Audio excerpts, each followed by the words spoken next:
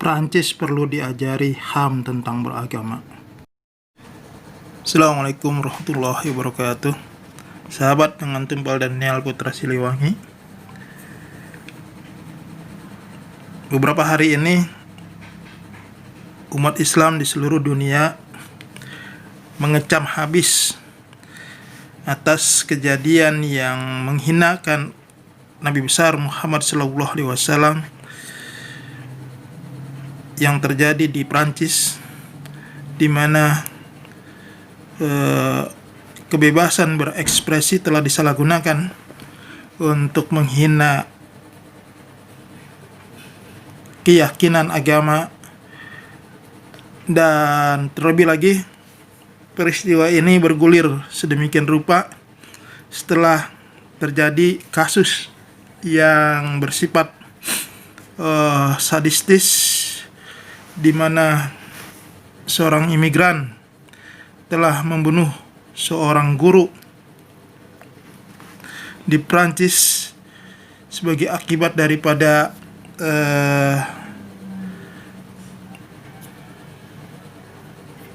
cara guru tersebut memerintahkan kepada murid-muridnya untuk membuat kartun yang menunjukkan kebencian kepada umat Islam, dan kemudian ditimpali dengan pernyataan Presiden Prancis Emmanuel Macron bahwasanya umat Islam sedang dilanda krisis. Jadi rentetan peristiwa ini memang menjadi persoalan sekarang ini yang mencekam, karena hampir di seluruh penjuru dunia umat Islam bereaksi keras terhadap peristiwa yang terjadi di Prancis, baik daripada ekspresi yang menghina umat Islam dan juga pernyataan dari pimpinan negara tersebut. Berkait dengan kebebasan berpendapat yang diterapkan oleh pemerintahan Prancis yang memberikan kebebasan kepada seluruh warga negaranya untuk berekspresi, namun tidak dibarengi dengan batasan-batasan untuk tidak melakukan pelanggaran dan menyentuh kepada persoalan-persoalan yang sensitif, maka akibatnya selama ini memang sering terjadi di Prancis itu selalu berulang, yaitu praktek pengkhianatan kepada umat beragama, khususnya yang dilakukan para kartunis di Prancis dengan karya-karyanya yang menampilkan ketidaklayakan dan ketidakpatutan dan bahkan pelecehan. Hal yang demikian inilah yang sesungguhnya bahwasanya harus dipahami pemberlakuan kebebasan berpendapat pada sebuah bangsa itu juga harus melihat konteksnya dalam kehidupan dunia yang semakin mengecil ini, di mana persinggungan antar warga negara atau antar umat beragama itu sangat dekat sekali. Jadi apa yang terjadi di sebuah negara maka akan cepat dirasakan oleh warga negara lainnya. Terlebih lagi ketika sudah menyangkut kepada persoalan-persoalan yang bersifat sensitivitas keyakinan. Karena sesungguhnya keyakinan atau beragama itu adalah hak asasi yang perlu dilindungi oleh semua umat manusia dan juga oleh negara yang beradab tentu saja. Nah, dalam hal ini Prancis mengabaikan persoalan tersebut, seakan-akan itu tidak menjadi persoalan. Maka dampaknya sekarang ini ketika umat Islam bereaksi di seluruh dunia dengan ajakan memboikot semua produk-produk Prancis, dan bahkan bukan hanya itu, tetapi ada gerakan-gerakan yang sifatnya menghantui warga Prancis itu sendiri, akan ancaman daripada keselamatan jiwa dan nyawanya. Tentu saja ini menjadi persoalan baru yang menjadi persoalan dunia.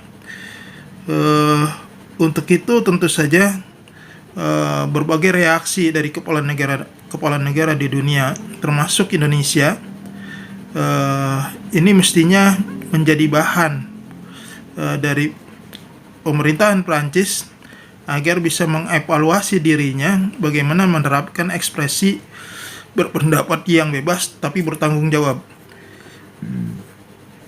Dan rumusannya seperti apa? Tentu saja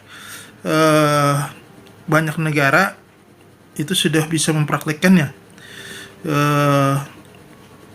dan ini adalah persoalan cara pandang sebuah negara. Bila kita bandingkan di sebuah negara kecil bisa mempraktekkan, bisa memberikan kebebasan berpendapat tanpa menyinggung perasaan orang lain, tanpa menghina agama lain, menghina keyakinan orang lain, kenapa di Prancis tidak bisa? Ini tentu saja adalah persoalan sikap mental yang ada dan menjadi tradisi di Prancis, itu yang harus diperbaiki.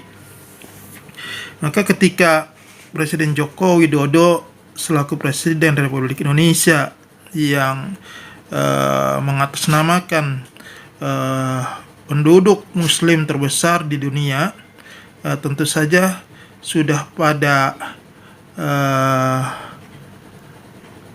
garis yang tepat, pada jalan yang benar, ketika seorang kepala negara dengan penduduk mayoritas Muslim terbesar di dunia memberikan reaksi atas penyelenggaraan penerapan kebebasan berekspresi agar tidak menyentuh kepada hal-hal yang sensitif, khususnya di ranah keyakinan atau beragama. Pernyataan Presiden Joko Widodo sendiri yang didampingi oleh Wakil Presiden Kiai Haji Ma'ruf Amin dan didampingi oleh pimpinan-pimpinan agama yang ada di Indonesia dan ormas-ormas besar yang ada di Indonesia, itu sudah menunjukkan keseriusan bangsa Indonesia, bahwasanya apa yang disampaikan itu menjadi keprihatinan seluruh umat Islam yang ada di Indonesia dan juga dunia. Jadi wajar sekali bila mana Presiden Emmanuel Macron ini segera mencabut pernyataannya atas penghinaan kepada umat Islam dan meminta maaf. Sekali lagi, tentu saja kita dukung, kita dorong agar Presiden Republik Indonesia bisa berperan lebih besar lagi dalam hal diplomasi,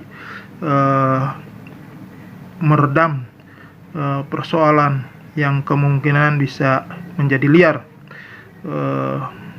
dan tentu saja bila mana itu terjadi, tentu saja sangat tidak diharapkan oleh kehidupan kita bersama. Demikian sahabat, terima kasih. Assalamualaikum warahmatullahi wabarakatuh.